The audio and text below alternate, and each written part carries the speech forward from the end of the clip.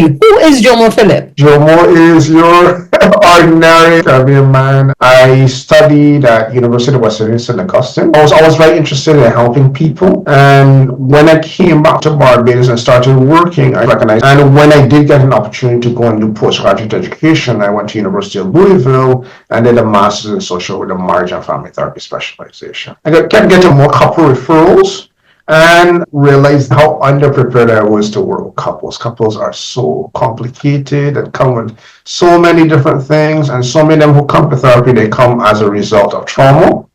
So I thought I needed something to just sort of steer me, something to ground me, something to sort of make me make sense of these people and their experiences.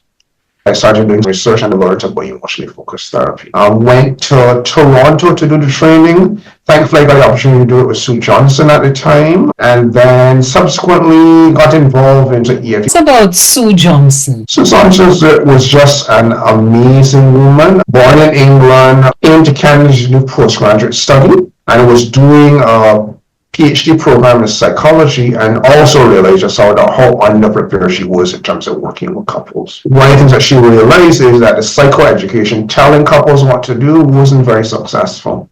Where we need to join people at the attachment level, we needed to focus on and just sort of influence people's emotional experiences in relation to each other. So what inspired you to connect Carnival and EFT, emotionally focused therapy? This has been part of a conversation. So it's myself and Cindy Goodness Zane, who is a trainer out of Hawaii. The conversation really was about how do we pass messages over to clients in the form of enactments? How can we help people do better in terms of enactments? So that enactments can sort of sail over to the other partner can be influenced. But if that doesn't happen, what do we do in the meantime? So how does culture influence emotional expression and relationships? Well, we know what research is that we all have the same emotions. What's different is what we learn in terms of culture with regards to expression. In the Caribbean, in a variety of different cultural groups, one of the things that we're taught very often is to mute our emotions, not share what it is that we're experiencing, or given permission to share only particular types of emotions. This is my work in terms of experience, in terms of working with couples here in Barbados and the region, is sometimes we need to coax, sometimes we need to encourage, sometimes we need to help people in terms of language with regards to understanding what it is that they're actually experiencing. But they are experiencing emotions. But emotions in the Caribbean seems to be highly triggered. So what will participants take away from your session on EFT?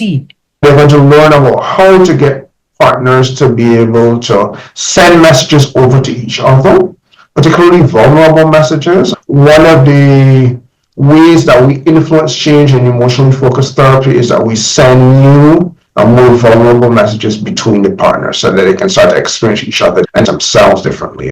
Part of it is giving people the language to be able to identify the emotions, but also creating safety and allowing them the opportunity to be able to share with each other in new and more vulnerable ways. Can you give an example of the language you're talking about? It could be language we use. Very often we use metaphors. I'm interested in the messages we send based on where we are in emotionally focused therapy.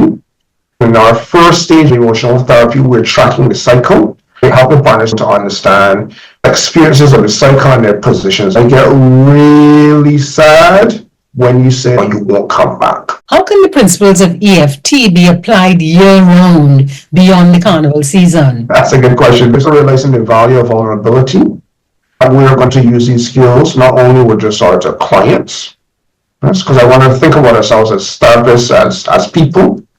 As we learn, one thing that's happened to me has been a transformation in terms of my own relationships, both my romantic relationship, but certainly my relationship as a parent as well, too. Being much more attuned, being much more aware of both my experience as parent, but also my experience of my daughter as well. Tell us about the conference that you're going to have. We are very fortunate to host Dr. Paul Guillory, who is a leading trainer in emotionally focused therapy. He's very much interested in issues around culture and issues around race. And we're happy that he agreed to facilitate our first externship. Externship is the basic 4-day training that provides people with foundations in terms of working using emotionally focused therapy. Any other message you would want to leave? I want to encourage people to think about doing the externship. It's at a significantly reduced price.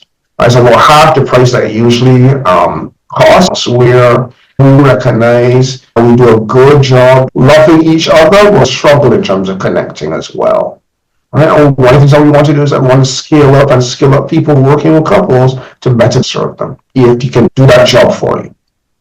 Thank you, Jomo, and all the best. Thank you.